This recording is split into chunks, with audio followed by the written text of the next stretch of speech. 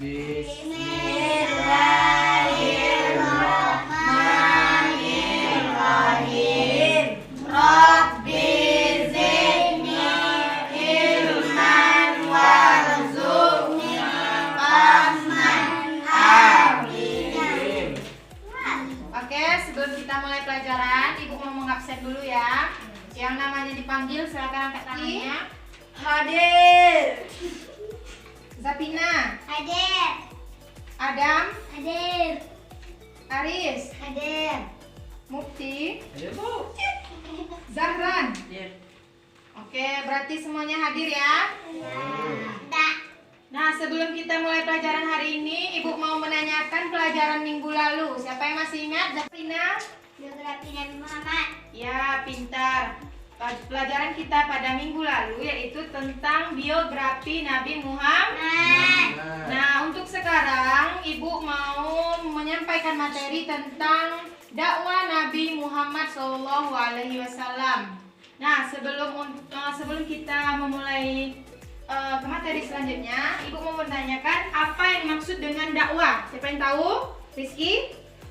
Dakwah adalah mengajak manusia untuk menyembah Allah. Ya, pintar. Dakwah adalah mengajak manusia untuk menyembah kepada Allah. Berarti kalau dakwah Nabi, apa Zapina?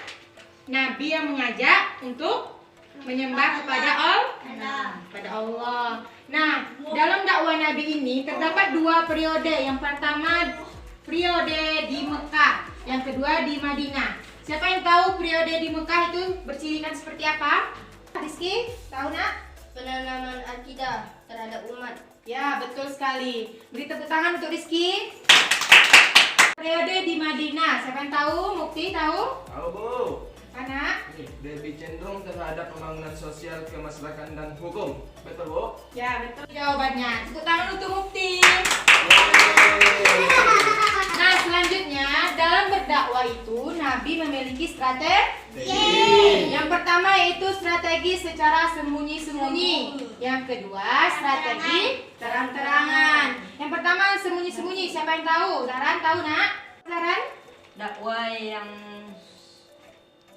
Dakwah secara sembunyi-sembunyi yaitu dakwah yang hanya disampaikan kepada keluarga dan karib kerabat. Nah, dakwah secara sembunyi-sembunyi ini disampaikan hanya dalam kurun 3 tahun.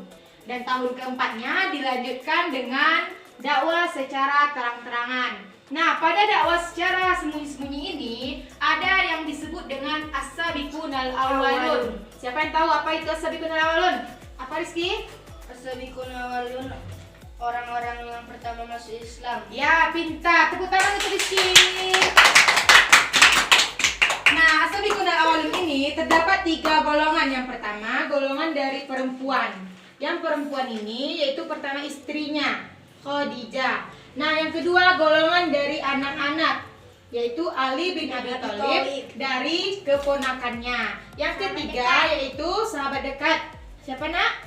Abu Bakar. Ya, betul, Abu Bakar. Dan yang selain dari itu berarti termasuk kepada kalangan sahabat Nabi. Seperti Abdurrahman bin Auf, Zaid bin Zaid. Paham? Nah, setelah dakwah secara sembunyi-sembunyi ini, maka turunlah sebuah wahyu dari Allah yang berisi dalam surat Al-Hijrah ayat 94 yang berbunyi, siapa yang tahu? Nah, silakan baca nak. Bismillahirrahmanirrahim. Fasda bima tu'maru wa akrid anil musyrikin. Ya, betul. Sekarang Ibu mau kita baca sama-sama. Yuk. Bismillahirrahmanirrahim. Fasda bima tu'maru wa akrid anil musyrikin. Nah, itu tadi surat Al-Hijr ayat 94. Artinya yaitu, maka sampaikanlah Muhammad secara terang-terangan segala apa yang diperintahkan kepadamu, dan berpalinglah dari orang-orang yang musyrik. Nah, pada dakwah yang terang-terangan ini, langkah pertama yang dilakukan oleh Rasulullah yaitu menjamu para orang terpandang dari kaum musyrik. Nah, di sana ia menggabungkan antara orang-orang yang terpandang dari kaum musyrik dengan orang yang beragama Islam. Lalu Rasulullah mengajak mereka untuk masuk Islam atau berbuat kebaikan. Namun, pada dakwah secara terang-terangan ini hanya sebagian kecil yang mau mendengarkan Nah, sebagian besarnya itu menolak dan ingin bermusuhan dengan Nabi. Nah, sampai di sini ada yang ingin ditanyakan? Tidak. Oke, silakan buka buku PR-nya, tulis soalnya, itu akan kasih tugas. Soal yang pertama, apa yang disebut dengan dakwah?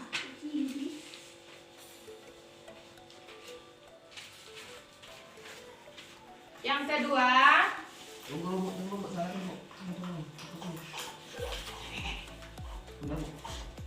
apa saja strategi Nabi dalam menyampaikan dakwah?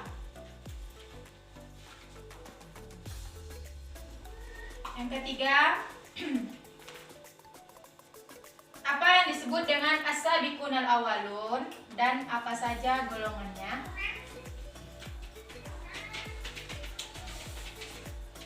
Yang keempat,